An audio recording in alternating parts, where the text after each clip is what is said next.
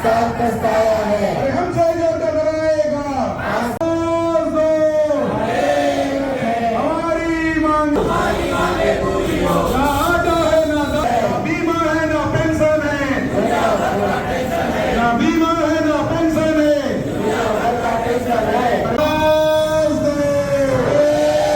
जिंदाबाद जिंदाबाद जिंदाबाद जिंदाबाद जिंदाबाद जिंदाबाद जिंदाबाद। जी, आज हड़ताल का 33वां दिन है। हम लगातार 18 अगस्त से अनिश्चितकालीन हड़ताल पर हैं और आज हमारे हड़ताल को 1 महीने से ज्यादा हो गया है।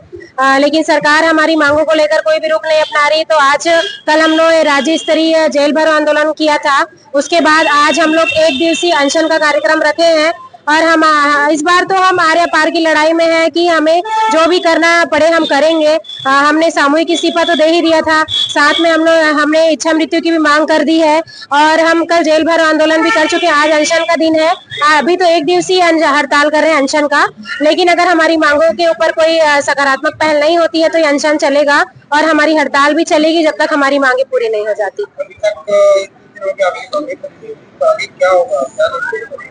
आगे की रणनीति तो वही है कि जब तक हमारी मांगे पूरी नहीं होगी, क्योंकि हमारी मांगे जायज है और जायज मांगों के लिए हम लड़ रहे हैं। हमारे लोग अपने छोटे छोटे बच्चों के साथ अपने पूरे तन मन धन के साथ लगे हुए हैं, क्योंकि ये हमारी स्वाभिमान की लड़ाई है और हमें हमारी मांगों को लेकर आगे आना मजबूरी है हमारी कि हम हड़ताल कर रहे हैं। लेकिन अभी सरकार की तरफ से कोई भी हमें आदेश नहीं मिला है। जब तक हमारी मांगों को लेकर हमें आदेश नहीं मिलता, हम ये लड़ाई निरंतर जारी रखेंगे और ये अनशन भी जारी रखेंगे। अभी तो 1 दिवसीय है, आगे ये और जारी हो सकता है। जी, अभी तक तो पहल नहीं हुई है, लेकिन संवाद अभी निरंतर जारी है और हमारे प्रांतीय टीम द्वारा संवाद निरंतर जारी है।